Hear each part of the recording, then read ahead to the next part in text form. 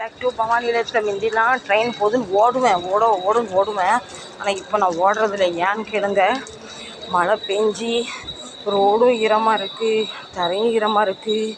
நம்ம காலை மூச்சு வாங்குது. ஓங்கி ஓடணும்னு வச்சுக்க கால் ஸ்லிப்பாகி கீழே வந்து கை கால் உடஞ்சிரும். பயமாக இருக்குது. ட்ரெயின் போனாலும் நடக்கும். அடுத்த ட்ரெயினை பிடிச்சிடலான்னு நான் சொல்கிறேன் கரெக்ட் தானே? கை கால் உடஞ்சிட்டு அதுக்கு ட்ரீட்மெண்ட் பார்க்கணும், அதுக்கு பணம் வேணும், அதுக்கு ஆஸ்பத்திரியில் இருக்கணும். அதோட நம்ம ஒரு ட்ரெயின் விட்டுட்டாலும் ஒரு 1/2 மணி நேரம் கழித்து 3/4 மணி நேரம் கழித்து வேறு ட்ரெயின் பிடிச்சிடலாம். நான் இதை பற்றி இப்படி தான் நினைக்கிறேன். நீங்கள் ட்ரெயின் தான் முக்கியம், கால் தான் முக்கியமான கமெண்ட் பண்ணி சொல்லுங்கள். நான் ஓடி வந்திருந்தா 11:15 ட்ரெயின் பிடிச்சிருக்கலாம். ட்ரெயின் போனாலும் நடக்கும். கீழே விழுந்து மண்டையை உடச்சிருக்கோம். பொறுமையாக வந்ததுனால இப்போ எனக்கு 12:05 ட்ரெயின் கிடச்சிருக்கு. அப்போ நமக்கு எவ்வளோ டைம் வேஸ்ட் ஆகிட்டு. இப்போது மழை காரணமாக ட்ரெயினும் ரொம்ப டிலே தான் விடுறாங்க. இருந்தாலும் போனால் போட்டும், பத்திரமா நம்ம கடைக்கு போய் சேர்ந்தால் போதும். உசுர் ஒரு மனுஷனுக்கு வாழ்க்கை ஒரு தடவை தான் கிடைக்கும். அதை நம்ம இஷ்டத்துக்கு ஓடி கீழே மழை கொஞ்சம் வெறிச்சிருக்கு. இருந்தாலும் நான் சேஃபாக கொடை, ரெயின் கோட் எல்லாம் எடுத்துகிட்டு வந்தாச்சு. நான் எப்போ போகிற ட்ரெயினில் பயங்கர கூட்டம் இருக்கும். அதுக்கப்புறம் ட்ரெயின்லேயே செகண்ட் ஷிஃப்ட்டுக்காரங்களுக்கு அந்த அளவு பெருசாக கூட்டம் இல்லை. நான் எந்த ஷிஃப்ட்டுன்னு எனக்கே தெரியல. மும்பையில் பெரிய பெரிய கம்பெனிலலாம் 2-3 ஷிஃப்ட் வச்சு வேலையை ஓட்டுவாங்க. சம்பளமும் அந்த அளவு கை நிறைய. இப்போ சும்மாவே ட்ரெயின் 3/4 மணி நேரம் லேட்டு. அதில் வேறு இப்போ சிக்னலுக்காக நிப்பாட்டி போட்டாங்க.